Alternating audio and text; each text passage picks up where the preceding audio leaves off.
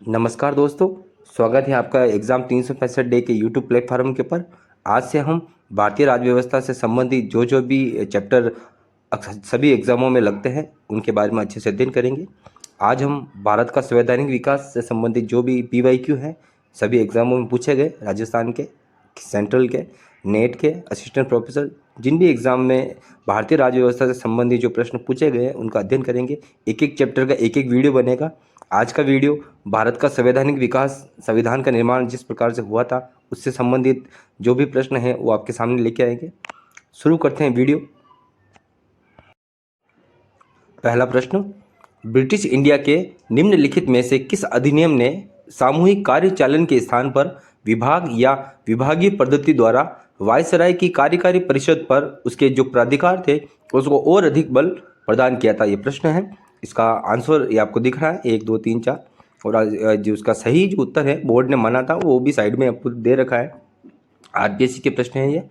इसका सही आंसर रहेगा भारत परिषद अधिनियम 1861। ठीक है, अब जो भारत परिषद अधिनियम 1861 आया था उसमें ही वायसराय की जो कार्यकारी परिषद जो थी इसको और अधिक प्राधिकार या अधिक बल प्रदान किया था। ठीक है, इसी प्रकार के और भी महत्वपूर्ण प्रश्न आपको वीडियो में मिलेंगे, तो वीडियो को पूरा देखें, अंत तक देखें और अच्छे से प्रश्न को समझें, क्योंकि प्रश्न की प्रकृति थोड़ी जटिल रहेगी। आगे जैसे जैसे प्रश्न नए नए मिलेंगे, RPSC के प्रश्न हमेशा जटिल प्रकृति के ही होते हैं। ठीक है, आगे चलते हैं अगले प्रश्न की ओर। अगला प्रश्न, निम्नलिखित घटनाओं पर विचार कीजिए तथा उनको कालक्रमानुसार व्यवस्थित कीजिए। ये 4 फैक्ट दे रखे हैं। शारदा अधिनियम, नेहरू रिपोर्ट, साइमन कमीशन जो गठन हुआ था, और दांडी मार्च। इन चारों की जो दिनांक है, दिनांक का सही व्यवस्थित क्रम आपको आंसर बताना है। तो शारदा अधिनियम कब आया था इसकी दिनांक नहीं दे रखी, बाकी नेहरू रिपोर्ट 29, साइमन कमीशन 27 और दांडी मार्च 30, इनकी दिनांक प्रश्न में दे रखी है। जो शारदा अधिनियम जिसको पता है उसका आंसर बन जाता है, बाकी जिसको नहीं पता है वो आंसर मुश्किल से निकलता है। तो शारदा अधिनियम 29 हो जाता है। ठीक है, तो दांडी मार्च सबसे अंतिम में है, तो 4 सबसे अंतिम में, तो 4 सबसे अंतिम में है 1 और 2 ऑप्शन के अंदर। और साइमन कमीशन जो है यह सबसे पहले आता है, तो 3 पहले और 4 सबसे अंतिम में, तो इसका उत्तर बनता है 1। तो इसका ही आंसर रहेगा 1, और बोर्ड ने भी इसका आंसर 1 ही माना है। तो आप इस प्रकार से भी प्रश्नों को काट के आंसर निकाल सकते हैं। कम समय में वे प्रश्नों को करना काटने से जल्दी होता है। ठीक है, आगे चलते हैं। भारत सरकार अधिनियम 1919 में प्रांतीय सरकार के कार्य आरक्षित यानी कि रिजर्व और अंतरित यानी कि ट्रांसफर्ड विषयों के अंतर्गत बांटे गए थे।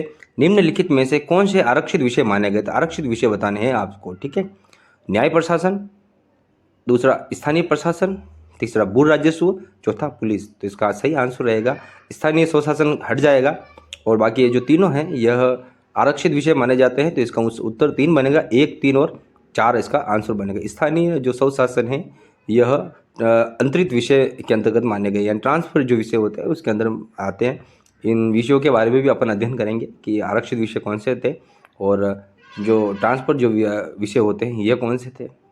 इस प्रकार के प्रश्न भी पूछे गए। IAS प्री 2022 में पूछा गया प्रश्न है और बहुत अच्छा प्रश्न है। इस प्रकार के प्रश्न वापस रिपीट होने के भी चांसेस रहते हैं। RPSC के एग्जाम में रिपीट होते हैं। अध्ययन मंत्रालय भी कई बार पेपर को रिपीट करता है। PYQ देखना बहुत ज़रूरी भी होता है हमारे लिए। ठीक है, आगे चलते हैं। 1919 के अधिनियम द्वारा प्रांतों में द्वैत शासन की स्थापना की गई थी। इसमें 2 विषयों को जो विषय है इसको 2 भागों में बांट दिया था। आरक्षित विषय, इसमें इन विषयों का प्रशासन गवर्नर अपनी मंत्रिपरिषद की सहायता से करता था, जो प्रांत की विधान परिषद के प्रति उत्तरदायी नहीं होता था। ठीक है, इसमें जेल, पुलिस, न्याय, वित्त, भू राजस्व, उद्योग आदि विषय आते थे इसके अंदर। ठीक है, एक बार वापस देख लीजिए। जेल, पुलिस, न्याय, वित्त, भू राजस्व, उद्योग, ये जो विषय हैं यह आरक्षित विषय है। आपको इन विषयों का ज्ञान होना चाहिए। ठीक है, इस प्रकार के प्रश्न अक्सर एग्जाम में पूछे जाते हैं कि आरक्षित विषय कौन से हैं, और जो ट्रांसफर जो विषय होते हैं, हस्तांतरित विषय जिसे कहा जाता है हिंदी में, वह कौन से हैं, तो वो उसका भी अपन अध्ययन करते हैं। हस्तांतरित विषय क्या होता है?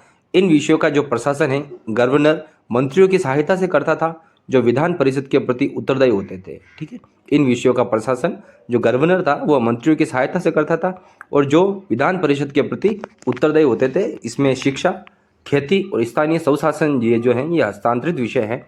हमारा जो प्रश्न था इसके अंदर जो 2 नंबर कट रहा था स्थानीय स्वशासन, क्योंकि यह हस्तांतरित विषय है, तो यहाँ से प्रश्न बनता है। आगे चलते हैं। भारत में कैबिनेट मिशन को किस उद्देश्य के लिए भेजा गया था? नेट का जो दिसंबर 2021 का पेपर हुआ था उसमें ये प्रश्न पूछा गया था। इसका ऑप्शन देखिए, राष्ट्रीय सरकार की स्थापना के लिए, सत्ता के हस्तांतरण हेतु संवैधानिक व्यवस्था करना, राष्ट्रीय आंदोलन की तीव्रता का दमन करने के लिए, अनुपातिक प्रतिनिधित्व द्वारा प्रांतीय असेंबली द्वारा एक संविधान सभा कॉन्स्टिट्यूशनल असेंबली का चुनाव करने के लिए। तो इसका उत्तर जो इसमें से कौन सा नहीं है और कौन सा है, इस प्रकार से आपको पूरा जानकारी होने पर ही इस प्रकार के उत्तर दे सकते हैं। तो इसका उत्तर बनेगा 2, 1, 2 और 4, तीसरा नहीं है। ठीक है ना, तीसरा जो है राष्ट्रीय आंदोलन की तीव्रता का दमन करने के लिए कैबिनेट मिशन को नहीं भेजा गया था। तो यह 3 नंबर जो ऑप्शन है ये कट जाएगा और बाकी 1, 2 और जो 4 हैं यह इसके उत्तर बन जाएंगे। तो इसका उत्तर बनेंगे ऑप्शन 2। ये जो उत्तर आपको दिख रहा है साइड में, यह ऑफिशियल जो फाइनल आंसर की रहती हैं उसी के आधार पर उत्तर यहाँ दिया जाता है। ठीक है, क्योंकि प्रोविजनल आंसर की और फाइनल आंसर की में आपत्ति लगाने के बाद परिवर्तन आ जाता है। तो अपन को हमेशा जो इसका फाइनल आंसर है उसी का ध्यान रखना चाहिए कि अगर प्रश्न वापस रिपीट होए तो गलत नहीं रहे हमारा, है ना। इसकी व्याख्या है कि 14 मार्च 1946 को ब्रिटिश प्रधानमंत्री एटली जो लिबरल पार्टी से थे, उन्होंने हाउस ऑफ कॉमन्स में यह घोषणा की थी कि भारतीयों को स्वतंत्र होने का अधिकार है। इसके लिए उन्होंने कैबिनेट मंत्रियों का एक 3 सदस्यीय समिति का गठन किया था, जिसमें स्टेफोर्ड क्रिप्स जो व्यापार बोर्ड के अध्यक्ष थे, लॉर्ड पैट्रिक लॉरेंस जो भारत के सचिव थे, वह एवी अलेक्जेंडर जो नौसेना के मंत्री थे। ये 3 आए थे कैबिनेट मिशन के रूप में, जो 24 मार्च 1946 को दिल्ली पहुंचे थे, है ना। कैबिनेट मिशन से संबंधित अक्सर प्रश्न एग्जाम में पूछा जाता है कि इसके अंदर कौन से सदस्य थे, उनका विभाग कौन सा था, कब आया था, दिनांक भी पूछा जाता है, गठन कब हुआ था, किसने किया था, कौन से सदन के अंदर किया था ब्रिटेन के। तो ये सारी जो जानकारी है, 5 से 7 जो फैक्ट है, उन पूरे फैक्ट का ज्ञान आपको होना चाहिए। दिनांक भी पूछी जाती है 24 मार्च 1946 को, और भारत में कहाँ पहुँचा था, तो सबसे पहले दिल्ली आता है कैबिनेट मिशन, 3 सदस्य होते हैं। ठीक है, आगे चलते हैं। निम्नलिखित को आरोही क्रम में व्यवस्थित करें, ये भी नेट का प्रश्न है, आरोही क्रम बताना है आपको। ठीक है, ऑप्शन, गांधी द्वारा सविनय अवज्ञा आंदोलन, गांधी द्वारा असहयोग आंदोलन, गांधी द्वारा चंपारण आंदोलन या सत्याग्रह, और जो अंतिम साबरमती आश्रम की स्थापना। तो इसका क्रम वही तभी व्यवस्थित हो पाएगा जब आपको इसकी दिनांक पता हो। इसका आंसर बनेगा 4, 3, 2, 1, उल्टा बन रहा है। सबसे पहले साबरमती आश्रम की स्थापना होती है, उसके बाद गांधी जी का चंपारण सत्याग्रह होता है, उसके बाद गांधी जी का असहयोग आंदोलन होता है 1919-1920 के अंदर, उसके बाद गांधी जी का सविनय अवज्ञा आंदोलन होता है 1930 के लगभग। तो आपको पता है कि सविनय अवज्ञा आंदोलन जो है सबसे अंतिम में रहता है, और साबरमती जो आश्रम है उसकी स्थापना शुरुआत में हो जाती है। ठीक है ना, तो महात्मा गांधी से संबंधित प्रश्न राष्ट्रीय आंदोलन के अंदर संवैधानिक विकास से संबंधित जो भी सिलेबस में लगता है वहाँ पर पूछा जाता है। महात्मा गांधी सिलेबस में अलग से हो तो भी यही प्रश्न पूछा जाता है। ठीक है, आगे चलते हैं। निम्नलिखित को काल क्रमानुसार व्यवस्थित कीजिए, डेट बतानी है आपको। कम्युनल अवार्ड, साइमन कमीशन, प्रथम गोलमेज सम्मेलन और गांधी इरविन वार्ता, ये 4 हैं। सही उत्तर बताना है आपको। तो इसका जो साइमन कमीशन है इसकी दिनांक 3 फरवरी 1928 है, और 1928 साइमन कमीशन है। प्रथम गोलमेज सम्मेलन 12 नवंबर 1930 से 19 जनवरी 1931 तक रहा था। गांधी इरविन वार्ता 5 मार्च 1931 को रही थी, और कम्युनल अवार्ड जो है ये 16 अगस्त 1932 को रहा था। तो इसका आंसर बनेगा सबसे पहले साइमन कमीशन हो जाएगा, उसके बाद प्रथम गोलमेज सम्मेलन, उसके बाद गांधी इरविन वार्ता, और उसके बाद कम्युनल अवार्ड। तो इसका आंसर बनेगा ऑप्शन नंबर बी बनेगा, BCDA। ठीक है, जो आपको साइड में दिख रहा है।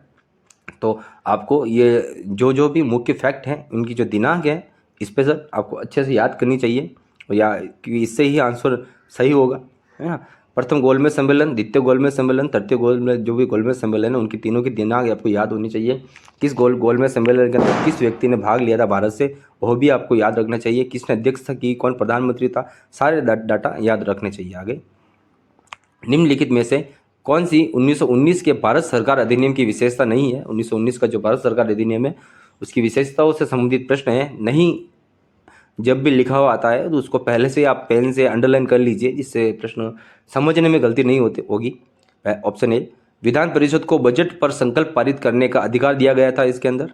दूसरा, विधानसभा में निर्वाचित बहुमत का होना, केंद्र में द्विसदनीय विधानमंडल, और चौथा, सिखों को सांप्रदायिक प्रतिनिधित्व दिया गया था। तो इसके अंदर जो विधान परिषद को बजट पर संकल्प पारित करने का अधिकार नहीं दिया गया था, इस 1919 के भारत सरकार अधिनियम के अंदर, तो ये इसकी विशेषता नहीं है और यही इसका आंसर भी बनेगा। नेट के अंदर पूछा गया प्रश्न था, अच्छा प्रश्न है। इस वीडियो के अंदर जो भी प्रश्न पूछ बताए गए हैं सारे ही अच्छे और लेवल के प्रश्न हैं। और आजकल जो आरपीएससी का ट्रेंड है पॉलिटी को लेकर, पॉलिटी तो आरपीएससी का फेवरेट सब्जेक्ट है और उसके अंदर जिस प्रकार के प्रश्न पूछते हैं आरपीएससी, तो बच्चे नहीं कर पाते हैं इसका सही आंसर, ठीक है ना। तो आपको पीवाईक्यू हमेशा ज़्यादा से ज़्यादा देखना चाहिए। आगे चलते हैं। शब्द ए बी सी डी निम्न में से मुख्यतः किससे संबंधित है? ए बी सी डी का संबंध किससे है? इंग्लिश से नहीं है यहाँ पर, यह पॉलिटिकल साइंस से संबंधित प्रश्न है। तो इसका उत्तर बनता है राज्यों का निर्माण। जब जो राज्य पुनर्गठन आयोग बना था 1956 के अंदर, उससे पूर्व राज्यों को 4 भागों में बांटा गया था ए बी सी डी के अंदर, ठीक है। तो भाग ए या भाग क से मतलब है कि ये वो राज्य हैं जिसे 1935 के भारत शासन अधिनियम में प्रांत कहा गया था, अर्थात जहां गवर्नर का शासन था, जैसे असम, बिहार, बम्बई, मध्य प्रदेश, मद्रास, उड़ीसा, पंजाब, संयुक्त प्रांत और पश्चिम बंगाल। ये जो हैं ये भाग क के अंतर्गत आने वाले राज्य थे, जिन्हें 1935 का जो भारत शासन अधिनियम आया था उसके अंदर इन राज्यों को प्रांत के नाम से पुकारा जाता था, ठीक है। आपको ध्यान रखना चाहिए। और जो ये जो भाग क, ख, ग और ग हैं, इनकी जिन टोटल संख्या है और 29 संख्या थी। यहाँ से भी प्रश्न बनता है तो इसका भी उत्तर 29 रहता है, ठीक है। और 4 भाग थे, क, ख, ग या ए बी सी डी। राज्यों के निर्माण से संबंधित थे। और राज्य पुनर्गठन आयोग का गठन कब हुआ था? तो 1956, ये भी याद रखना है आपको। आगे भाग ख का मतलब होता है कि बड़े आकार की जो देसी रियासतें थी उनको भाग ख में रखा गया था, जिसके अंदर हैदराबाद, जम्मू और कश्मीर, मध्य भारत, मैसूर, पटियाला व पूर्वी पंजाब, राजस्थान, सौराष्ट्र, त्रावणकोर, कोचीन, विंध्य प्रदेश, ये सभी ख के अंदर। ग के अंदर ब्रिटिश भारत के मुख्य आयुक्त के शासन वाले क्षेत्र जैसे अजमेर, भोपाल, बिलासपुर, कूच बिहार, कुर्ग, दिल्ली, हिमाचल प्रदेश, कच्छ, मणिपुर, त्रिपुरा आदि। भाग ग के अंदर विदेशों से आयोजित जो राज्य क्षेत्र थे, जिसमें अंडमान और निकोबार द्वीप समूह, ये भाग ग के अंदर थे। तो ये क, ख, ग और घ जो हैं, ये 4 भाग, इसके अंदर कौन से जो राज्य थे, टोटल 29 हैं। तो आपको इन सभी के नाम याद रखने हैं, क्योंकि यहाँ से प्रश्न जब वापस पूछा जाता है तो गलत होने की संभावना रहती है। और हमें ये प्रश्न बहुत हार्ड लगता है, पर जबकि ये हार्ड नहीं रहते हैं, क्योंकि पीवाईक्यू जो हैं वो कभी हार्ड नहीं होते हैं, रिपीट होने के चांस ज़्यादा रहते हैं। अगला प्रश्न, भारत सरकार अधिनियम 1919 के संदर्भ में निम्नलिखित कथनों में से कौन सा कथन असत्य है? सेकंड ग्रेड का प्रश्न है। ऑप्शन ए, द्विसदनात्मक विधानमंडल आरंभ किया गया था। ऑप्शन बी, उच्च सदन को राज्य परिषद कहा गया। ऑप्शन सी, निम्न सदन को विधानसभा कहा गया। ऑप्शन डी, विधानसभा का कार्यकाल 5 वर्ष निश्चित किया गया था। तो इसका असत्य कथन ऑप्शन द है, इसका कार्यकाल 5 वर्ष का नहीं 3 वर्ष का रखा गया था। व्याख्या देखते हैं इसकी। केंद्रीय विधानसभा में सदस्यों की संख्या 145 थी, जिसमें 104 निर्वाचित तथा शेष मनोनीत थे। धारा 21 के अनुसार इसका कार्यकाल 3 वर्ष का था, ठीक है। ये जो व्याख्या में दे रखा है कि धारा 21 जो है इससे संबंधित प्रश्न भी अभी हाल ही के टीचर एग्जाम में पूछा गया था। तो आपको साथ में जो भारत सरकार अधिनियम 1919 है उसकी जो धाराएं हैं, धाराओं से भी प्रश्न आजकल पूछने लग गया है आरपीएससी, तो वो भी आपको पढ़ना चाहिए साथ साथ में। आगे चलते हैं। निम्नलिखित में से कौन भारत सरकार अधिनियम 1919 की एक विशेषता नहीं है? 1919 की विशेषताओं से संबंधित एक और प्रश्न नेट के अंदर पूछा गया था। ऑप्शन ए, केंद्र में द्विसदनीय विधानमंडल की व्यवस्था थी। विधानसभा में एक निर्वाचित बहुमत होगा और उसका मंत्रियों पर नियंत्रण होगा।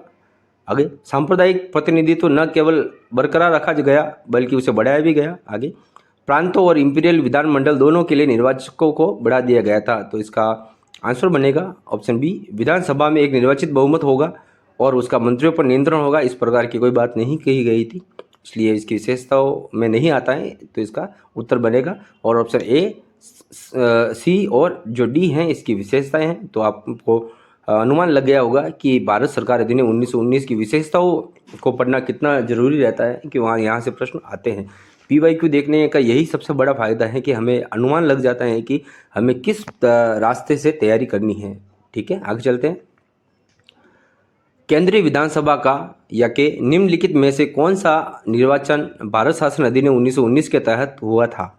ठीक है, तो जो 1926 है यह निर्वाचन भारत शासन अधिनियम 1919 के तहत हुआ था। इस अधिनियम के तहत 1920 में पहली बार निर्वाचन हुए तथा पहली केंद्रीय विधानसभा का गठन 9 फरवरी 1921 को हुआ, दूसरी बार 1923, तीसरी बार 1926, चौथी बार 1930, पांचवी बार 1934 और छठी बार 1945 को हुआ था। तो ये जो दिनांक है यह भी प्रश्न पूछा गया था, RSP 2018 के अंदर आया था प्रश्न ये, ठीक है। क्या ये जो 3 दिनांक 1926, 37 और 46 इसमें से किस दिनांक को निर्वाचन हुआ था? तो 26 वाली दिनांक सही है, क्योंकि 26 के समय तीसरी बार या तीसरी विधानसभा का गठन हुआ था। तो आपको याद रखना है कि पहली विधानसभा का गठन कब हुआ, दूसरी का कब हुआ, तीसरी का कब हुआ, चौथी, पांचवी, छठी का कब हुआ था। ये प्रश्न पूछे जाते हैं, RSP 2018 में पूछा गया था। तो ये उस समय ये प्रश्न अगर हार्ड रहा था, तो आज 2025 और 26 के अंदर ये प्रश्न सामान्य सा हो जाता है, इसलिए ये प्रश्न पढ़ना चाहिए, क्योंकि ठीक है। आगे चलते हैं। निम्नलिखित घटनाओं को उसके सही कालक्रम अनुसार व्यवस्थित कीजिए और नीचे दिए गए जो कूट है उसका सही चयन कीजिए। तो पूना पैक्ट, तृतीय गोलमेज सम्मेलन, स्वराज पार्टी, कम्युनल अवार्ड और नेहरू रिपोर्ट, ठीक है। तो इसकी जो दिनांक है उसका सही क्रम बताना है आपको। तो सही क्रम बने, सबसे पहले स्वराज पार्टी आ जाती है 1923 में, फिर नेहरू रिपोर्ट 1928, उसके बाद कम्युनल अवार्ड 32 के अंदर, पूना पैक्ट 1932 ये भी, पर ये जो कम्युनल अवार्ड है ये अगस्त 1932 और पूना पैक्ट जो है सितंबर 1932। देखिए महीने भी याद रखने हैं, दिनांक भी याद रखने हैं, क्योंकि एक ही सन के 2 पैक्ट जब दे दी जाती है तो कन्फ्यूजन हो जाती है कि अपन प्राथमिकता किसको देवे, ठीक है ना। इसलिए दिनांक, पूरी दिनांक याद रखना जरूरी है। और तृतीय गोलमेज सम्मेलन 17 नवंबर से 24 दिसंबर 1932 के तहत, इसका आंसर बनेगा ऑप्शन बी, ठीक है। एक एक दिनांक याद रखनी है आपको। स्वराज पार्टी की स्थापना 1 जनवरी 1923 को हुई थी, 1 जनवरी 1923 को, ये यहाँ से प्रश्न अक्सर पूछा जाता है। नेहरू रिपोर्ट 1928 है। कम्युनल अवार्ड 16 अगस्त 1932, 16 अगस्त 1932। पूना पैक्ट 24 दिसंबर 1932, 24 दिसंबर 1932 और तृतीय गोलमेज सम्मेलन 1932, ठीक है। आगे चलते हैं। सूची 1 और सूची 2 के साथ सुमेलित कीजिए और नीचे दिए गए जो कूट है उसका सही उत्तर बताना है आपको, ठीक है। एक तरफ अधिनियम है, दूसरी तरफ उसके जो प्रावधान है वो दे रखे हैं। तो आपको बताना है। भारत सरकार अधिनियम 1858, भारत परिषद अधिनियम 1861, भारत परिषद अधिनियम 1909 और भारत सरकार अधिनियम 1919। ये हैं, ये जो 4 प्रावधान है सही बताने। तो भारत सरकार अधिनियम जो 1858 था, इसका प्रावधान था कि भारत के राज्य सचिव का पूर्ण शाही नियंत्रण, ठीक है। ये जो 2 हैं ये इसके एक के अंदर मिलेगा। तो 2 किसके अंदर है? ऑप्शन ए और ऑप्शन सी के अंदर हैं। और आगे जो भारत परिषद अधिनियम 1861 था, इसके अंदर प्रावधान था कि पहली बार गवर्नर जनरल के जो कर्मचारी हैं ये परिषद में गैर सरकारी सदस्यों को शामिल करने का प्रावधान था, ठीक है। तो इसके लिए वो जो बनेगा 3, ठीक है। तो बी के अंदर 3, तो ऑप्शन बन जाता है ए, ठीक है। तो 2, 3, 4, 1 इसका सही आंसर बनेगा। और भारत परिषद अधिनियम जो 1909 था उसके अंदर मुस्लिम समुदाय का अलग प्रतिनिधित्व की बात कही गई थी।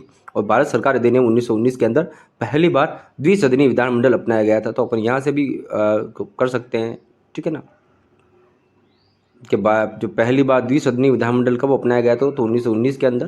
तो यहाँ से प्रश्न बन जाता है अच्छे से और आंसर भी निकल जाता है कि डी के अंदर ए आया, तो डी के अंदर ए 2 के अंदर मिल रहा है। तो मतलब कुल मिलाकर जो ऑप्शन है, ऑप्शन को काटने से कम समय के अंदर आंसर निकल जाता है। और फिर भी आपको एक एक अधिनियम के बारे में अच्छे से पढ़ना है। अगर आपके सिलेबस में भारत का संवैधानिक विकास बिंदु दे रखा है, ठीक है, तो आपको ये PYQ देखनी चाहिए और साथ में गहराई से अध्ययन करना चाहिए। आगे, निम्नलिखित में से कौन सा कथन या कौन से कथन भारत शासन अधिनियम 1935 के बारे में सही नहीं है? नीचे दिए गए कूट की सहायता से सही उत्तर बताना है आपको। 1, 6 प्रांतों में व्यवस्थापिका द्विसदनीय थी। दूसरा, गवर्नर जनरल को स्थायी अधिनियम बनाने का अधिकार था, न कि अध्यादेश बनाने का। आगे, विधायन है उसकी अवशिष्ट शक्तियाँ केंद्रीय व्यवस्थापिका के पास थी। और अगला, विषय के रूप में शिक्षा जो है ये केंद्रीय व्यवस्थापिका के पास थी और केवल मुस्लिम समुदाय को पृथक प्रतिनिधित्व प्रदान था। तो ये मतलब कुल मिलाकर 1935 के अधिनियम के बारे में सही बताना है। तो इसका सही जो आंसर बनेगा 2, 3, 4 और 5 बनेगा। 2, 3, 4 और 5 एक नहीं बनेगा। जो 6 प्रांतों में जो व्यवस्थापिका द्विसदनीय थी यह सही नहीं रहता है, ये गलत हो जाता है। इसके साथ ये 4 इसका सही आंसर बनता है।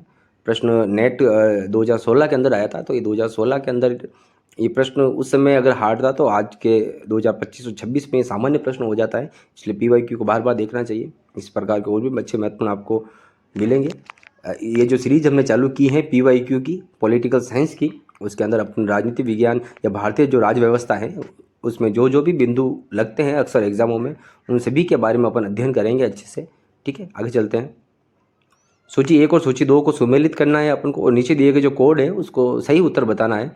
तो भारत शासन अधिनियम ये बताना है क्रिप्स प्रस्ताव, अगस्त प्रस्ताव और वेबल योजना, ये सामान्य प्रश्न है, आयस 2015 के अंदर पूछा गया था। तो भारत शासन अधिनियम कौन सा है, तो 1935 है। इस ये जो दे रखा है 35, 40, 45 और 42, तो पता है आपको 35 ही है। तो एक के अंदर एक के अंदर ए बी सी तीनों, तो डी में नहीं है तो द कट गया। फिर क्रिप्स प्रस्ताव कब आया था, तो 1942 के अंदर, तो 4, बी के अंदर 4, यदि एक और कट गया 2 हो गए, ए और बी। अगस्त प्रस्ताव कब था, तो अगस्त प्रस्ताव से भी अपन ये इसका आंसर निकाल लेंगे 1940 में। ठीक है, सी में 2, तो ऑप्शन बन गया ए इसका सही आंसर हो जाएगा। ठीक, और वेबल योजना जो थी, वेबल योजना 1945 की थी। तो जो भी ये जो भारत का जो संवैधानिक विकास से संबंधित अधिनियम प्रस्ताव घटनाएं थी, उनकी दिनांक याद रखनी चाहिए। आगे सूची 1 और सूची 2 को सुमेलित कीजिए, नीचे दिए गए कूटों को सही उत्तर बताना है आपको। 1813 का चार्टर एक्ट, 1833 का charter act, the government of India act 1858 और गवर्नमेंट ऑफ इंडिया एक्ट 1909 से संबंधित जो 4 कथन दे रखे हैं, उसका मिलान करना है आपको, मिलान का प्रश्न है। ठीक है, तो पहले का बनेगा 1813 का जो चार्टर एक्ट है, उसमें ईस्ट इंडिया कंपनी के जो व्यापार के अधिकार, जो एकाधिकार थे, वो समाप्त कर दिए गए थे। उसके बाद जो 1833 का चार्टर एक्ट था, उसमें बंगाल का गवर्नर जनरल को भारत का गवर्नर जनरल बना दिया गया था 1833 के एक्ट के अंदर।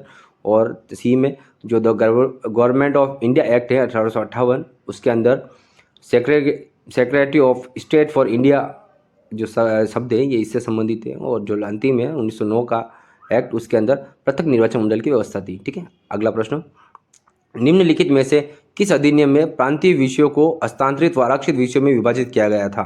ठीक है, तो ये प्रश्न मॉन्टेस्क्यू चेम्सफोर्ड रिफॉर्म एक्ट 1919 या भारत शासन अधिनियम 1919 था, उसमें जो विषयों का विभाजित किया गया था 2 भागों में, आरक्षित व हस्तांतरित। हमें अब इसके बारे में हमने अच्छे से पढ़ा था, जो प्रश्न आया था दूसरा तीसरा प्रश्न था इस वीडियो का, उसके अंदर मॉन्टेस्क्यू चेम्सफोर्ड रिफॉर्म एक्ट भी कहा जाता है इसी को, 1919 के जो अधिनियम उसको, उसके अंतर्गत 2 विषय में बांट दिया गया था, हस्तांतरित विषय, आरक्षित विषय।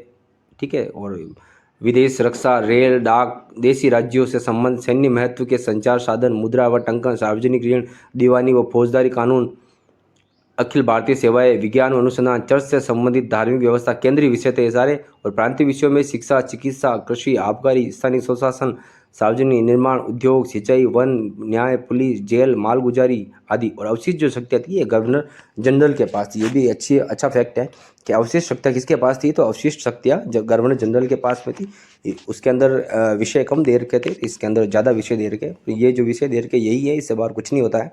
ठीक है, तो इस प्रश्न को भी अच्छे से देखें। आगे निम्नलिखित को उसके काल क्रमानुसार व्यवस्थित करना है आपको। क्रिप्स मिशन कब आया था, Montesquieu Chelmsford report, Simon commission और मार्ले मिंटो सुधार है। इसकी दिनांक से संबंधित आपको अगर याद है तो इसका सही आंसर आप निकाल सकते हैं। तो सबसे पहले है मार्ले मिंटो 1909, फिर मॉन्टेस्क्यू चेम्सफोर्ड सुधार 1919, साइमन कमीशन 1928 और क्रिप्स मिशन 1942। तो इसका आंसर जो बनेगा ऑप्शन नंबर बी बनेगा। ठीक है, बी आंसर बनेगा। तो ये जो भी सुधार हुए थे, जो भी कमीशन था, इसकी जो दिनांक है, दिनांक याद करनी चाहिए। इतिहास में भी लगता है ये सभी चैप्टर। ठीक है, जो मॉडर्न हिस्ट्री पढ़ते हैं ना अपन, मॉडर्न हिस्ट्री के अंदर भारत का संवैधानिक विकास चैप्टर लगता है। तो ये वीडियो राजनीति विज्ञान विषयों के लिए भी महत्वपूर्ण है और इतिहास विषय के जो विद्यार्थी हैं उनके लिए भी महत्वपूर्ण है। आगे, कांग्रेस द्वारा किसकी अपर्याप्त, असंतोषजनक और निराशाजनक मानकर निंदा की गई थी। ठीक है, तो कांग्रेस ने जो मॉन्टेस्क्यू चेम्सफोर्ड रिपोर्ट थी उसको 1919 वाली, उसे अपर्याप्त, असंतोष व निराशाजनक मानकर इस कांग्रेस पार्टी के द्वारा निंदा की गई थी। ये 1918 ने 1919 से। ठीक है, व्याख्या इसकी कि कांग्रेस ने 1919 के अधिनियम को निराशाजनक, असंतोषप्रद कहा था और तिलक ने बिना सूर्य का सवेरा कहा इसे। सुभाष चंद्र बोस ने भारतीय जनता के लिए नवीन बंधन कहा। ये जो वक्तव्य हैं, कथन है, ये भी पूछे जाते हैं अक्सर एग्जामों में कि किसने 1919 के अधिनियम को बिना सूर्य का सवेरा कहा था, तो तिलक ने कहा था।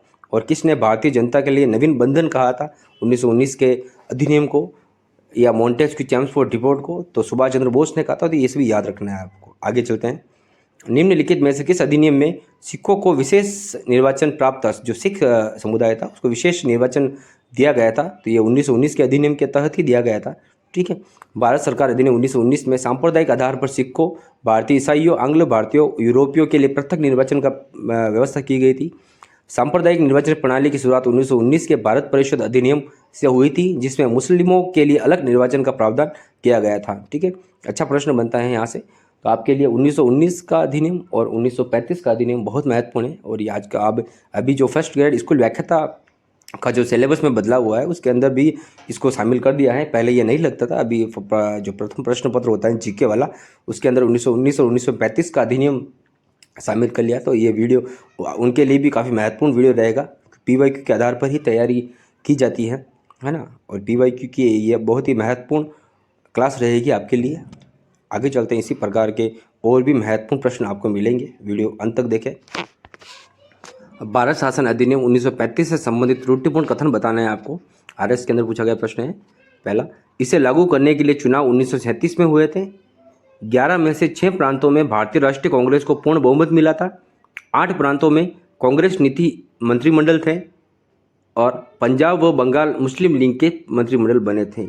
इसका सही आंसर बताना है 1935 भारत शासन अधिनियम से संबंधित जो ऑप्शन 1 है, इसे लागू करने के लिए 1937 में चुनाव हुए थे, ये गलत है। और जो ऑप्शन 3 है 8 प्रांतों में कांग्रेस के जो मंत्रिमंडल बने थे, ये भी गलत है। तो इसका आंसर बनेगा ऑप्शन नंबर बी 2 और 4, 2, यानी कि 11 में से 6 प्रांतों में भारतीय राष्ट्रीय कांग्रेस को पूर्ण बहुमत मिल गया था और आगे पंजाब व बंगाल मुस्लिम लीग के मंत्रिमंडल बनाए गए थे। ठीक है, इसी प्रकार अगला प्रश्न, भारत में संघीय न्यायालय की स्थापना किस अधिनियम के द्वारा की गई थी? तो भारत शासन अधिनियम 1935 है, उसके आधार पर जो 1935 के अंदर भारत में संघीय न्यायालय की स्थापना की गई थी। इसकी व्याख्या कि भारत में जो संघीय न्यायालय है की स्थापना भारत सरकार अधिनियम 1935 के द्वारा की गई थी। यह प्रश्न भी कई बार एग्जाम में पूछा गया है और वापस भी आने की पूरी संभावना है इस प्रश्न की। ठीक है, नेट 2012 का प्रश्न है ये। जो नेट के पेपर हैं, आरएस के पेपर हैं, वहाँ से जो प्रश्न आते हैं वो पहले कठिन रहते हैं और जब यही पेपर प्रश्न वापस सामान्य से एग्जाम में पूछे जाते हैं तो ये हार्ड कहे जाते हैं। ठीक है, इसलिए पीवाईक्यू को देखना जरूरी है।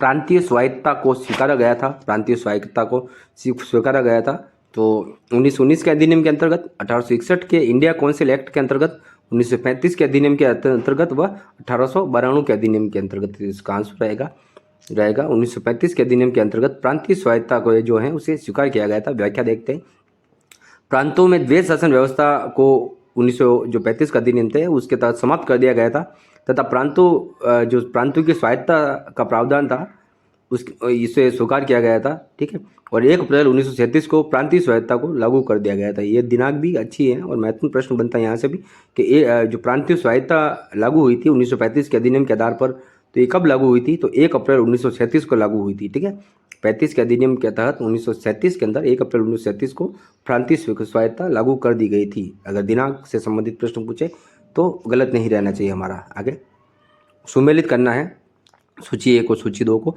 भारत परिषद अधिनियम 1909, भारत परिषद अधिनियम 1892, भारत परिषद अधिनियम 1919 और भारत शासन अधिनियम 1935 के बारे में। तो इसका सही आंसर बनाते हैं अपन ऑप्शन नंबर ए जो है। ठीक है, उसके अंदर ए के अंदर क्या रहेगा? 1 रहेगा कि प्रांतीय परिषदों में गैर सरकारी सदस्यों का चुनाव या बहुमत जो है कि प्रांतीय परिषदों में गैर सरकारी सदस्यों का बहुमत, इसकी ये जो बात भारत परिषद अधिनियम 1909 के तहत की गई थी। प्रांतीय विधायिकाओं में परोक्ष जो चुनाव है यह भारत परिषद अधिनियम 1892 के तहत बात हुई थी। द्विसदनात्मक केंद्रीय विधायिका यह भारत परिषद अधिनियम 1919 के तहत था। और अखिल भारतीय संघ जो है इसके बाद भारत प्रशासन अधिनियम 1935 के तहत। कुल मिलाकर आपको अगर 1 या 2 फैक्ट भी अगर याद रहे तो उससे सही आंसर तक पहुंचा जा सकता है। ठीक है, द्विसदनात्मक केंद्रीय विधायिका, तो ये बात बार बार पढ़ते पढ़ते याद रहेगी कि ये 1919 अधिनियम के तहत था। ठीक है, इस वीडियो से आपको पता चला होगा कि प्रश्न कैसे रिपीट होते हैं। आगे देखिए, भारत में सांप्रदायिक मतदान क्षेत्र आरंभ किए गए थे। तो ये 1909 के अधिनियम के द्वारा, 1919 के अधिनियम द्वारा, 1935 के अधिनियम द्वारा या 1892 के अधिनियम द्वारा। तो 9 के अधिनियम के द्वारा भारत में सांप्रदायिक मतदान क्षेत्र आरंभ किए गए थे। पार्लियामेंट सुधार अधिनियम से संबंधित जो प्रश्न पूछा जाता है ये 1909 का अधिनियम है। इसके द्वारा भारत में सांप्रदायिक निर्वाचन प्रणाली प्रारंभ की गई थी। ठीक है, और इस अधिनियम के द्वारा मुसलमानों के लिए अलग चुनाव क्षेत्र भी प्रारंभ किए गए थे। ठीक है, तो यहाँ से भी अच्छा प्रश्न बनता है। 1909 का अधिनियम है, इसमें मुख्य बात यही है कि सांप्रदायिक निर्वाचन प्रणाली से प्रारंभ कर दी जाती है और मुसलमानों के लिए अलग चुनाव क्षेत्र की शुरुआत भी इस अधिनियम के द्वारा हो जाती है। माल मिंटो सुधार अधिनियम, जिसे इसका नाम भी दिया गया था 1909 के अधिनियम। 1909 के अधिनियम से अगर प्रश्न पूछा जाता है तो यही प्रश्न बनता है मुख्यतः, बड़ा से बड़ा। आज 1919 और 1935 से बहुत सारे प्रश्न बनते हैं। निम्नलिखित में से भारतीय स्वतंत्रता का अधिकार पत्र किसे कहा गया था? भारतीय स्वतंत्रता का अधिकार पत्र किसे कहा गया था? तो महारानी की जो घोषणा थी 1858 वाली, 1857 की क्रांति के बाद जो घोषणा पत्र होता है महारानी का, उसे भारतीय स्वतंत्रता का अधिकार पत्र भी कहा जाता है और इसे ही कहा गया था। ठीक है, अच्छा प्रश्न है। 1857 का जो विद्रोह होता है उसके बाद जो ब्रिटिश जो सरकार है उस ये काफ़ी परिवर्तन करती हैं भारत के अंतर्गत। शासन की प्रणाली में सुधार आता है, चेंजेस करते हैं ये, क्योंकि उस समय ब्रिटिश की सत्ता एक बार हिल जाती है। फिर भी 1857 की क्रांति असफल ही मानी गई थी, है ना। आगे, किस अधिनियम के द्वारा अंग्रेजों ने अखिल भारतीय संघ की स्थापना की थी? अब क्या भारत सरकार अधिनियम 1935 के तहत, क्या इंडियन काउंसिल अधिनियम 1892 के तहत, क्या भारत सरकार अधिनियम 1909 के तहत, और क्या भारत सरकार अधिनियम 1919 के तहत? तो इसका आंसर रहेगा भारत सरकार अधिनियम 1935 के तहत। ठीक है, व्याख्या देखते हैं इसकी कि 1935 के अधिनियम की धारा 5 में भारत संघ की स्थापना का प्रावधान किया गया था। तो अखिल भारतीय संघ की स्थापना का प्रावधान 1935 के अधिनियम में था, और वह भी 1935 का जो अधिनियम है उसकी धारा 5। ये जो साथ साथ में व्याख्याओं के अंदर धाराओं के बारे में चर्चा की गई है, उसका भी आपको विशेष तौर पर ध्यान रखना है। आरपीएससी का नया ट्रेड जो है वो अंदर से अंदर प्रश्न बनाने का रहता है। उसके अंदर ये अधिनियम तो पूछते ही, अधिनियम की जो धाराएं हैं, धाराओं से संबंधित प्रश्न भी अक्सर पूछा करते हैं। ठीक है, आगे चलते हैं। भारत सरकार अधिनियम 1935 में अंतर्वृष्टि अनुदेशन या अनुदेश प्रपत्र को वर्ष 1950 में भारत के संविधान के किस रूप में समाविष्ट किया गया था? तो उसे भारत सरकार के कार्य संचालन जो है उस नाम से इसे समाविष्ट किया गया था। याद रखना, अच्छा प्रश्न है। और अगला प्रश्न, अंग्रेजों द्वारा किस योजना में प्रांतों के समूहीकरण का प्रावधान किया गया था? तो अंग्रेजों द्वारा जो क्रिप्स मिशन योजना आई थी उसके तहत प्रांतों के समूहीकरण का प्रावधान था। अगला प्रश्न, किसने ब्रिटिश साम्राज्य के 1858 के उद्घोषणा को मैग्ना कार्टा की संज्ञा दी थी? तो जो दादा भाई नौरोजी है उन्होंने जो 1858 के उद्घोषणा पत्र था उसे मैग्ना कार्टा की संज्ञा दी थी। अच्छा प्रश्न है ये भी, और पूछे जाने वाला प्रश्न। ये जो पहला प्रश्न है ये काफ़ी इंपॉर्टेंट है, ऊपर जो दे रखा है कि भारत सरकार अधिनियम 1935 में अंतर्वृष्टि अनुदेश प्रपत्र, ठीक है, इंस्ट्रूमेंट ऑफ इंस्ट्रक्शंस को 1950 में भारत के संविधान के किस रूप में समाविष्ट किया गया था? आईएएस 2010 में प्रश्न पूछा गया था और जोरदार प्रश्न है। इसका आंसर जो भारत सरकार के जो कार्य संचालन के जो नियम होते हैं वो इससे संबंधित है, प्रश्न पूछा जा सकता है वापस। अगला, कैबिनेट मिशन 1946 में भारत के लिए प्रस्तावित किया गया था। कैबिनेट मिशन 1946 में भारत के लिए क्या प्रस्तावित किया गया था? तो चार ऑप्शन देखते हैं। संघात्मक सरकार, जिसमें ब्रिटिश प्रांतों को पृथक होने का अधिकार था। कमजोर केंद्र सहित संघात्मक सरकार, शक्तिशाली केंद्र सहित संघात्मक सरकार, या एकात्मक सरकार। तो इसके अंदर कैबिनेट मिशन 1946 के अंदर भारत सरकार के लिए जो कमजोर केंद्र सहित संघात्मक सरकार का प्रावधान प्रस्तावित था। व्याख्या देखते हैं। 24 मार्च 1946 को मिशन दिल्ली आया था। 16 मई 1946 को कैबिनेट मिशन ने भारत में तत्कालीन एक अंतरिम सरकार की स्थापना भी की थी और संविधान निर्माण हेतु संविधान सभा के गठन के लिए योजना भी प्रस्तुत की, जिसमें मुख्य प्रावधान भी थे कि ब्रिटिश भारत और देशी रियासतों को मिलाकर एक भारतीय संघ का गठन किया जाएगा। विदेश, रक्षा व संचार विभाग संघ के अधीन होंगे और संघीय विषयों के अलावा सभी विषय व अवशिष्ट शक्तियाँ जो हैं ये प्रांतों में निहित होगी। यह जो व्याख्या दे रखी है मॉक्स के अंदर बहुत ही महत्वपूर्ण है, इसको आप देखें, बार बार पढ़ें, और जो भी प्रश्न आपको महत्वपूर्ण लगते हैं उनका स्क्रीनशॉट लेते रहें। इसकी पीडीएफ भी हम डाल देंगे टेलीग्राम चैनल के अंदर। ठीक है, आगे, 1935 के भारत सरकार अधिनियम की कौन सी विशेषता नहीं थी? विशेषताओं से संबंधित प्रश्न अक्सर एग्जाम में पूछे जा रहे हैं, तो बताना है आपको। क्या प्रांतों में द्वैत शासन का अंत किया गया था? क्या संघीय न्यायालय की स्थापना की गई, समाप्त किए गए थे? क्या संघीय न्यायालय समाप्त किए गए थे? क्या संसद के दो सदन प्रारंभ किए गए थे? और क्या इसमें सांप्रदायिक चुनाव प्रणाली को आगे बढ़ाया गया था? तो इसका जो विशेषता नहीं थी कि संघीय न्यायालय को समाप्त किया गया था, इसमें नहीं किया गया था इस प्रकार का कोई प्रावधान। तो प्रांतों में द्वैत शासन का अंत हो गया था, संसद के 2 सदन प्रारंभ हो गए थे, और सांप्रदायिक चुनाव जो प्रणाली है इसको आगे भी बढ़ा दिया गया था 1935 के भारत सरकार अधिनियम के तहत, और जो संघीय न्यायालय इसे समाप्त नहीं किया गया था। तो इसकी विशेषताओं से संबंधित प्रश्न लगातार पूछा जा रहा है। ठीक है, आगे, 1947 के भारत स्वतंत्रता अधिनियम की विशेषता नहीं है। इसमें ब्रिटिश शासन का अंत किया गया था, इसमें भारत का विभाजन किया, इसने भारत के राज्य सचिव का पद समाप्त किया और इसने गवर्नर जनरल के पद को समाप्त किया। ठीक है, तो इसकी विशेषता नहीं है कि इसने गवर्नर जनरल के पद को समाप्त किया, ये गलत है। इसका व्याख्या देखते हैं। भारत स्वतंत्रता अधिनियम 1947 द्वारा लॉर्ड माउंटबेटन स्वतंत्र भारत के पहले गवर्नर जनरल बने थे और 1948 में श्री राजगोपालाचारी स्वतंत्र भारत के दूसरे तथा स्वतंत्र भारत के प्रथम भारतीय गवर्नर जनरल भी बने थे। इसकी व्याख्या है। अच्छा प्रश्न है ये भी, यहाँ से भी प्रश्न पूछा जाता है कि स्वतंत्र भारत के प्रथम भारतीय गवर्नर जनरल कौन थे? श्री राजगोपालाचारी। ठीक है, और स्वतंत्र भारत के पहले 1900 लॉर्ड माउंटबेटन जो था, उससे भी ये प्रश्न जो दे रखा है कि स्वतंत्र भारत के पहले गवर्नर जनरल बने थे, तो ये भी प्रश्न पूछा जाता है 1947 के दौरान, ध्यान रखना है। और श्री राजगोपालाचारी जो थे ये स्वतंत्र भारत के दूसरे गवर्नर जनरल बने थे। अगला, 20 अगस्त 1917 के सुधारों की घोषणा को जाना जाता है, तो इसे मॉन्टेस्क्यू घोषणा के नाम से जाना जाता है। ठीक है, 20 अगस्त 1917 के सुधारों को या सुधार की जो घोषणा थी उसको चेम्सफोर्ड घोषणा भी कहा जाता है।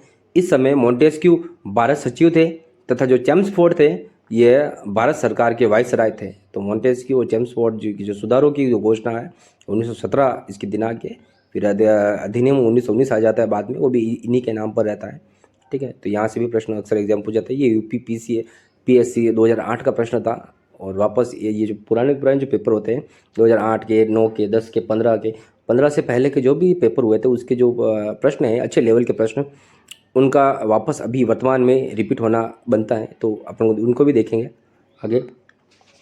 निम्नलिखित में से कौन सा कथन सही नहीं है? कथन ए, कांग्रेस ने लाहौर अधिवेशन में पूर्ण स्वराज प्रस्ताव पारित किया था या किया गया। बी, साइमन कमीशन की नियुक्ति 1927 में की गई। देश शासन 1919 के अधिनियम द्वारा आरंभ किया गया। और अंतिम, 1946 में संविधान सभा का अध्यक्ष भीमराव अंबेडकर को चुना गया था। तो ये तो सामान्य सा प्रश्न है, इसका उत्तर आपको पता है। 2008 में ये सरल प्रश्न पूछा गया था। ठीक है, तो इसका आंसर था 1946 में संविधान सभा का अध्यक्ष, और सभी जानते हैं कि भीमराव अंबेडकर को नहीं चुना गया था, राजेंद्र प्रसाद जी को जो चुना गया था। ठीक है, तो ऐसे प्रश्न भी पूछे गए थे 2008 RS के अंदर पूछे गए थे प्रश्न।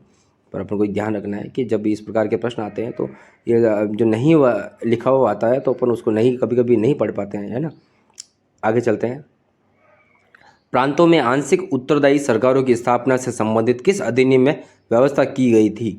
तो इसका आंसर रहेगा the government of India act 1919 के तहत। 1919 का जो एक्ट आया था उसमें प्रांतों में आंशिक उत्तरदायी सरकारों की स्थापना से संबंधित जो व्यवस्था की गई थी। ठीक है, व्याख्या 1919 में। इस समय ब्रिटेन के प्रधानमंत्री डेविड लॉयड जॉर्ज या जो उदार दल के थे वह ब्रिटिश सम्राट जॉर्ज पंचम थे। ठीक है, इस अधिनियम में सर्वप्रथम उत्तरदायी शासन शब्द का स्पष्ट प्रयोग किया गया था। हालांकि प्रांतों में उत्तरदायी सरकार की स्थापना तो की गई लेकिन केंद्र में लागू नहीं किया गया था और केंद्र सरकार ब्रिटिश संसद के प्रति उत्तरदायी बनी रही थी। ठीक है ना, केंद्र सरकार जो थी ये ब्रिटिश संसद के प्रति ही उत्तरदायी बनी रही थी। ये जो व्याख्या भी दे रखी है उसको भी साथ साथ पढ़ना है आपको। इसके अंदर ये एक अच्छा वक्तव्य या अच्छी लाइन मिलती है अपन को कि उत्तरदायी जो शासन है इस शब्द का पहली बार प्रयोग इसी एक्ट के अंदर होता है और स्पष्ट रूप से इसका प्रयोग भी यहीं पर होता है। तो ये भी प्रश्न आवे। और जॉर्ज पंचम उस समय ब्रिटिश सम्राट भी थे 1919 के एक्ट के समय। अगला, गवर्नमेंट ऑफ इंडिया एक्ट 1935 की विशेषता बतानी है आपको, प्रमुख विशेषता है। तो ये 4 ऑप्शन दे रखे हैं, इसका अपन सीधा सही आंसर की तरफ ही जाते हैं। इसका सही आंसर ऑप्शन नंबर ए रहता है, जिसमें प्रांतीय स्वशासन और केंद्र में द्वैत शासन था, राज्यों में द्वैत शासन की समाप्ति हो जाती है और अपवर्जित क्षेत्रों का प्रतिधारण, ये जो विशेषताएं हैं ये सभी 1935 के एक्ट की विशेषताएं वापस सुनते हैं कि प्रांतीय स्वशासन था, केंद्र में द्वैत शासन आ गया था, राज्यों में द्वैत शासन की समाप्ति और अपवर्जित जो क्षेत्र होते हैं उसका प्रतिधारण, ये 1935 का गवर्नमेंट ऑफ इंडिया एक्ट की विशेषता है। ठीक है, अच्छा प्रश्न है। इसी प्रकार आगे चलते हैं। अगला प्रश्न, किस अधिनियम द्वारा ब्रिटिश ताज ने भारतीय प्रशासन को अपने हाथों में ले लिया था? ठीक है, 1857 की क्रांति के बाद जो बड़ा परिवर्तन आता है उसमें यही होता है, आपने इतिहास में पढ़ा होगा। ठीक है, तो 1858 के अधिनियम के द्वारा 1857 क्रांति के बाद अगले वर्ष 1858 का जो अधिनियम आता है उसमें जो ब्रिटिश ताज था उसने भारतीय प्रशासन को अपने हाथों में ले लिया था कंपनी से छीनकर। ठीक है, अगला प्रश्न, किस अधिनियम द्वारा भारत में सर्वप्रथम प्रतिनिधि संस्थाएं प्रथम बार प्रारंभ हुई थी? किस अधिनियम द्वारा भारत में सर्वप्रथम प्रतिनिधि संस्थाएं प्रथम बार प्रारंभ हुई? तो इसका आंसर था भारत परिषद अधिनियम 1861। ठीक है, भारत परिषद अधिनियम 1861। ये प्रश्न 3 से 4 बार पूछा गया है और अच्छा प्रश्न है, क्योंकि अपन जो ये शासन अधिनियम पढ़ते हैं उसमें 1861 वाला इतना ध्यान नहीं दे पाते हैं, पर इस प्रकार इससे भी प्रश्न बनते हैं। तो आपको जो भी हैं सभी के बारे में ध्यान देना चाहिए। पर 1919, 1935 और 1909 है, इसके बारे में थोड़ा विशेष और अच्छा फोकस करना चाहिए वहाँ पर। ठीक है, आगे चलते हैं। निम्नलिखित में से कौन सा एक सुमेलित है? भारत परिषद अधिनियम 1892, उसमें निर्वाचन का सिद्धांत था। बी, भारत परिषद अधिनियम 1909 उत्तरदायी शासन था। द्वैध शासन अधिनियम 1919, इसमें प्रांतीय स्वायत्तता थी। और प्रांतीय स्वायत्तता अधिनियम 1935, इसमें राज्यों में द्वैध शासन था। तो इसमें एक सुमेलित कौन सा है? इसमें सुमेलित है ऑप्शन नंबर 1, भारत परिषद अधिनियम 1892, जिसमें निर्वाचन का सिद्धांत था। व्याख्या देखते हैं। 1892 के केंद्रीय व प्रांतीय विधान परिषदों में अतिरिक्त यानी कि गैर सरकारी सदस्यों की संख्या बढ़ाई गई, लेकिन बहुमत सरकारी सदस्यों का ही बना रहा था।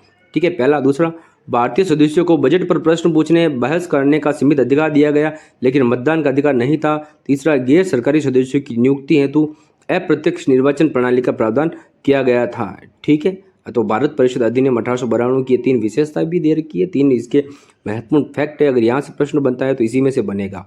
आगे, बंगाल के गवर्नर जनरल को भारत का गवर्नर जनरल कब बनाया गया था? अच्छा प्रश्न है। बंगाल के गवर्नर जनरल को भारत का गवर्नर जनरल कब बनाया गया था? तो 1833 का जो चार्टर अधिनियम आया था उसके तहत 1833 के चार्टर अधिनियम द्वारा भारत के प्रशासन का केंद्रीकरण कर बंगाल के गवर्नर जनरल को पूरे भारत का गवर्नर जनरल बना दिया गया था। और लॉर्ड विलियम जो बेंटिंग थे, ये भारत के पहले गवर्नर जनरल बनते हैं। अच्छा प्रश्न है जीके का कि भारत के प्रथम गवर्नर जनरल कौन थे? तो लॉर्ड विलियम बेंटिंग। ठीक है, जो पहले क्या थे, बंगाल के गवर्नर जनरल थे, उनको बाद में 1833 के अधिनियम के तहत संपूर्ण भारत का गवर्नर जनरल बना दिया गया था, विलियम बेंटिंग। याद रह जाएगा। ठीक है, प्रश्न अच्छा है और सामान्य से प्रश्न, इतिहास से संबंधित प्रश्न भी हैं ये, और राजनीति के अंदर भी ये प्रश्नों को पढ़ते हैं अपन। वैधानिक विकास, हालांकि ये चैप्टर इतिहास का ही है। ठीक है, आगे अनुसूचित जाति की संकल्पना का उद्भव या उद्गम कहाँ से हुआ? तो अनुसूचित जाति की संकल्पना का उद्गम जो है यह भारत सरकार अधिनियम 1955 के अंतर्गत अनुसूचित जाति का आदेश 1956 के तहत उद्गम होता है ना। अच्छा प्रश्न है, 1 लाइनर है, फैक्ट है, और IAS 2005 में पूछा गया प्रश्न है। राजनीति विज्ञान में जब अपन मौलिक अधिकार पढ़ते हैं तो मौलिक अधिकारों के अंदर जो आर्टिकल 17 पढ़ते हैं उससे संबंधित प्रश्न पूछे जाते हैं। तब भी यह प्रश्न कई बार पूछा गया है कि अनुसूचित जाति की संकल्पना का उद्गम कहाँ से हुआ? तो भारत सरकार अधिनियम 1935 के अंतर्गत अनुसूचित जाति का जो आदेश आया था 1956 नाम के साथ, उसके तहत इसका उद्गम होता है। SC जो कैटेगरी है उसकी संकल्पना का। ठीक है, तो एक अच्छा प्रश्न है और महत्वपूर्ण भी प्रश्न है। इस प्रकार के और भी प्रश्न आपको मिलेंगे। 5-10 मिनट का वीडियो और है, देखते रहिए। भारत में द्विसदनात्मक व्यवस्थापिका को किस अधिनियम द्वारा प्रारंभ किया गया था? तो भारत में द्विसदनात्मक व्यवस्थापिका जो है उसको 1919 का जो अधिनियम है उसके तहत प्रारंभ किया गया था। यह प्रश्न तो आपने जब से वीडियो शुरू किया है उसमें आपसे अपने 8 से 10 बार पढ़ लिया है। अभी अपन को याद भी हो गया है अंत तक आते आते कि 1919 का जो अधिनियम था उसके तहत भारत में द्विसदनात्मक व्यवस्थापिका को शुरू किया गया था। ठीक है, सुमेलित करना है इस प्रश्न के अंदर। भारतीय काउंसिल अधिनियम 1892, भारतीय काउंसिल अधिनियम 1909, 1919 और 1935, ये जो 4 अधिनियम है उसमें क्या प्रावधान था या क्या क्या हुआ था उसके साथ मिलान करना है। तो मिलान करते हैं अपन। पहला, भारतीय काउंसिल अधिनियम 1892 है, उसके तहत उसमें चुनाव की जो व्यवस्था है यह प्रारंभ की गई थी। ठीक है, आगे फिर जो भारतीय काउंसिल अधिनियम 1909 है उसमें मुसलमानों के लिए पृथक निर्वाचन का प्रावधान था। फिर 1919 है उसमें प्रांतों में द्वैध शासन आ जाता है, और 1935 के अधिनियम में प्रांतों में स्वायत्तता आ जाती है। इसके साथ इसका मिलान के बाद इसका जो आंसर बनता है वो ऑप्शन नंबर बी बनता है। 1, 2, 4 और 3 बनता है। ठीक है, मिलान के प्रश्न भी अक्सर एग्जाम में पूछे जाते हैं। RPSC का जो नया ट्रेड है अभी, जो स्कूल लेक्चरर का भी जो पेपर आया था वो उसका स्तर भी बहुत अच्छा स्तर, यहाँ का भयंकर स्तर था। ठीक है, तो इस प्रकार के प्रश्न आपको मिलते रहेंगे। ओके, ब्रिटिश मिशनरियों को भारत में बसने की अनुमति प्रदान की गई थी किस अधिनियम के तहत? तो 1813 का जो चार्टर एक्ट था उसके तहत ब्रिटिश मिशनरियों को भारत में बसने की अनुमति मिल गई थी। भारत में कंपनी के व्यापारिक एकाधिकार को समाप्त कर दिया गया, लेकिन कंपनी का चीन के साथ व्यापार और चाय के व्यापार पर एकाधिकार बना रहा था। ईसाई मिशनरियों को भारत में धर्म प्रचार की अनुमति दी गई थी। भारत में शिक्षा के लिए प्रतिवर्ष 1 लाख रुपए खर्च करने का प्रावधान भी किया गया था। स्थानीय स्वायत्त शासित संस्थाओं को करारोपण का अधिकार भी दिया गया था और कंपनी के अधिकार पत्रों को 20 वर्षों के लिए बढ़ा दिया गया था। ये सभी जो प्रावधान थे ये 1813 के जो चार्टर एक्ट थे उसमें उसके अंदर थे। यहाँ से भी अच्छा प्रश्न और बनता भी है, तो आपको ध्यान रखना है कि किस जो चार्टर एक्ट के साथ ब्रिटिश मिशनरियों को भारत में बसने की अनुमति प्राप्त हो गई थी, तो 1813 के चार्टर के तहत। और उसमें क्या है क्या और भी हुआ था, तो अतिरिक्त जानकारी के लिए भी आप ये जो इसके अंदर 3 और जो फैक्ट दे रखे हैं उसका भी अच्छे से अध्ययन करें कि कंपनी के अधिकार पत्रों को 20 वर्षों के लिए बढ़ा दिया गया था। स्थानीय स्वायत्त शासित जो संस्थाएं हैं उसको करारोपण का अधिकार दिया गया था, इस प्रकार। ठीक है, आगे चलते हैं। कथन कारण है। कथन क्या है कि भारत सरकार अधिनियम 1935 का संघीय खंड व्यवहार में नहीं आया था, और कारण क्या है कि भारतीय राष्ट्रीय कांग्रेस ने इसका विरोध किया था। क्या ये बात सही है? तो हाँ, ये सही है, कथन सही है, और ये जो कारण है इसकी सही व्याख्या भी कर रहा है।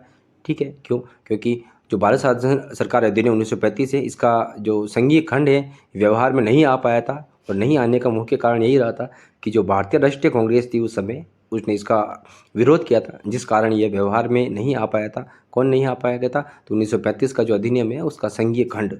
ठीक है, अगला प्रश्न। भारतीय प्रांतों में द्वैत शासन व्यवस्था कब लागू की गई थी? ये वापस प्रश्न आया है, तो इसका आंसर था जो 1919 का अधिनियम है उसके तहत। ठीक है, इसको वापस नहीं पढ़ेंगे अभी अपन, आगे अगला प्रश्न बढ़ते हैं। भारतीय स्वतंत्रता अधिनियम ब्रिटिश संसद द्वारा कब पारित किया गया था? तो भारतीय जो स्वतंत्रता अधिनियम है यह जुलाई 1947 के अंदर ब्रिटिश संसद के द्वारा पारित किया गया था। सामान्य सा फैक्ट है। ठीक है, अगला प्रश्न।